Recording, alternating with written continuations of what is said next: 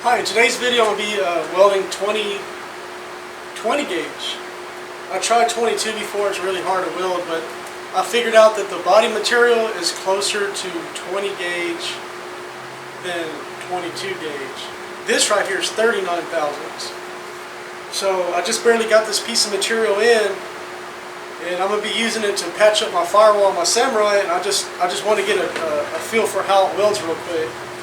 It's kind of impossible to, well, nothing's impossible, but it kind of seems impractical to do a butt weld on the firewall.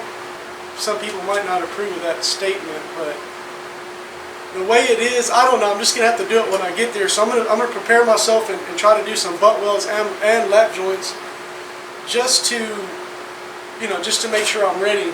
It would be a real shame to cut out the whole piece and not really be ready to weld it.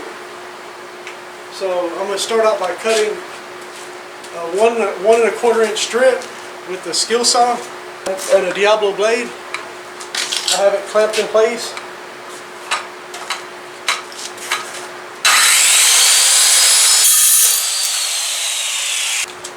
I'll be back when I have this stuff cut and prepped. In this video I'm using my Everlast 160 STH set at 30 amps. I'm also using a foot pedal and this air-cooled torch with a 1/16 inch lanthanated tungsten and some 1/16 ER70S-2. This size fillet wire is actually too thick, but the only thing else I have is MIG wire, and it's too thin to handle. I don't like it, but I might actually have to use it. Okay, so my pieces aren't exactly flat, they're kind of bent, but the gap is pretty tight. I have them clean with acetone, and I went over it with the flat disc real quick over the top. I have it. My foot pedal actually doesn't work. All it does is turn the arc on and off. Alright, if the fit up's good, you can do fusion tacks. And hopefully I can do that right now.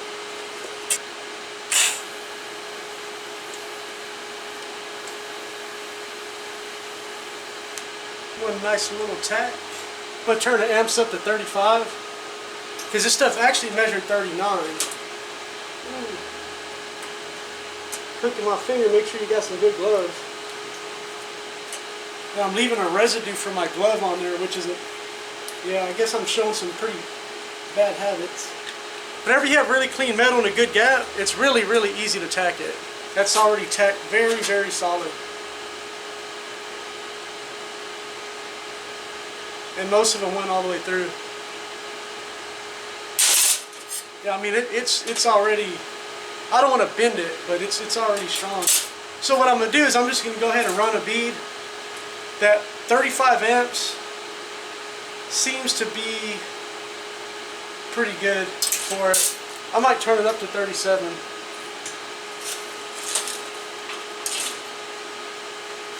And here we go. I know doing arc shots is kind of pointless unless you have a lens, but I just wanted to show this just so people could have like a real-time view of how long my travel speed is. I'm not real sure if it's proper or not, but this is what it looks like whenever you weld something like this. I'm just making sure the puddle wets in on both sides and making sure my puddle doesn't get too wide and try to move forward and stuff like that. I don't really do that good of a job, as you can see whenever I show the welds here in a second. This bead so far didn't really penetrate that good. It did right there, really not penetrated. The bead is kind of sitting up on top of the material, not really down in it. I bet it's still pretty strong though. That rod's too big too, that's actually what it's doing too. That rod is too big. So what I have right here is some 30 thousandths wire. I'm going to go ahead and cut some off and use it. Okay, so I've never welded that material before, but I'm pretty sure, well, look how bad I worked it, that's crazy. I'm pretty sure it can be done with that filler, but you're going to spend too much time trying to melt the filler, and it's going to leave big globs on there. It's not really going to do a good job.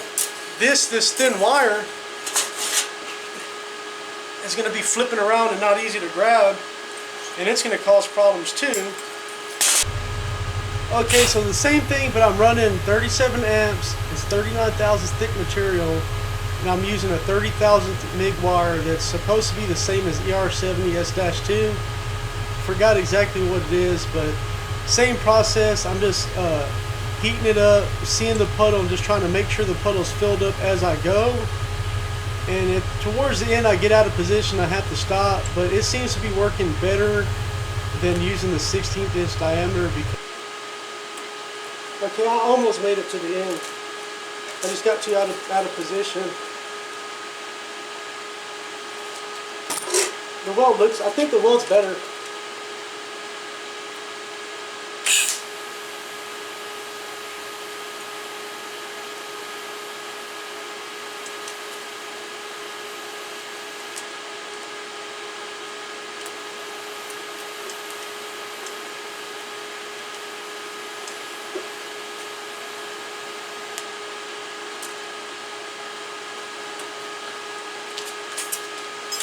I definitely messed up at the end. I got hung up and kind of burned out the end.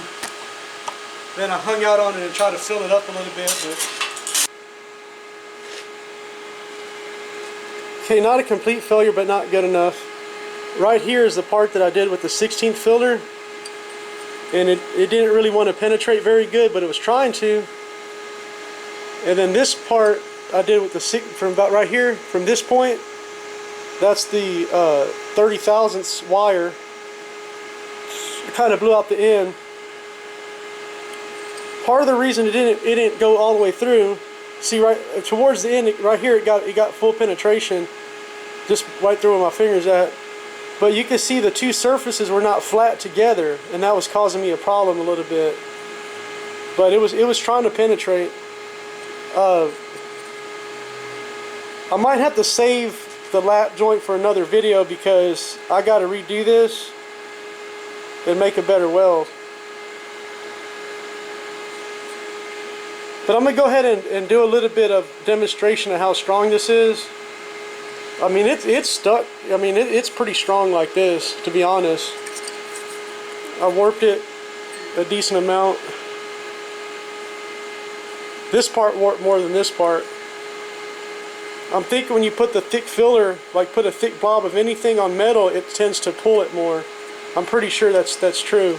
Okay, get some safety gear on and grab a hammer, beat this thing flat as best I can, and then take a grinder and try to flush out the welds.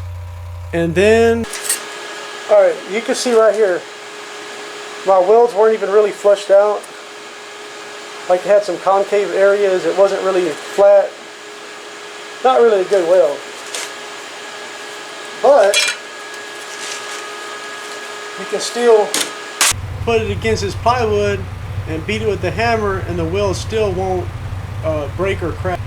Now I'm beating against it on top of these leather gloves just to get some more bend on it, and the same thing, the welds won't bend or crack.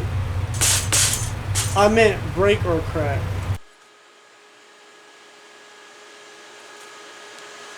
Okay, so I'm going to go ahead and hammer it into this piece of angle iron and try to get a better bend on it.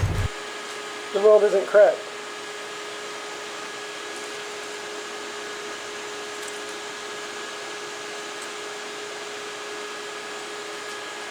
Right here, I'm going to go ahead and take this hammer and fold it completely in half. It's not exactly center on the weld, but still, check this out. Okay, so it's folded next to the weld. It never folds on the weld. This is always hard to bend. Okay, so I'm going to go ahead and take this hammer and flatten it back out, and I'm going to bend it again. Okay, it's flat again. Alright, so I got it clamped in here using the original piece of material that I cut as a gauge to show that that's the center of the weld. It's pretty much flush. It's about as flush as it's going to get. And I'm going to bend it again.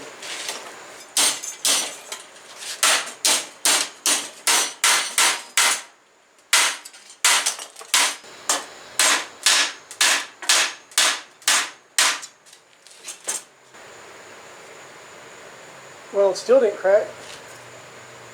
And now I'm going to hammer it into the piece of angle iron again. Still no cracks. weld it.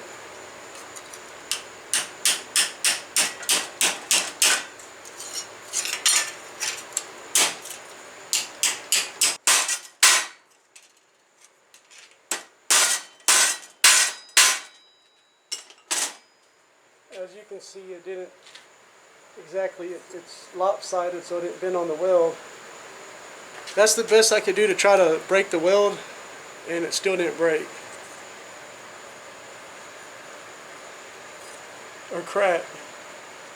Oh yeah, it started to split. But that was some serious abuse though. Okay, so the moral of the story, I really suck at welding. But, I just think as long as you see it wet in, it's going to be fairly strong, at least strong enough for body work. Anything structural, you know, it's a different story. Kind of need to make sure it has full penetration and all that. But, I mean, for body work, I don't think this would come off. I don't think your fender would fall off if it was welded like this. The reason I'm doing these videos, the reason I'm practicing at this is because I want to have confidence in my welds before I weld my, I have to do the firewall on my Samurai, and I have to do some repair on the, my 72 has some rust around the top of the windshield. So my next video is going to be, I'm only going to make 2 more videos on welding, and that's it for a long time. One is going to be to do lap joints and try to rip them apart, and then I'm going to do some 1/8 steel, and I have this little thing I made for the press that has a 1/2 inch radius on it, and I'm going to try to bend it with the 1/2 inch radius. I've actually done it successfully before already, but I'm just going to make a video on it. That pretty much concludes my video. Look, it's super hot in here. I'm done. If you found this interesting or entertaining, please like and subscribe.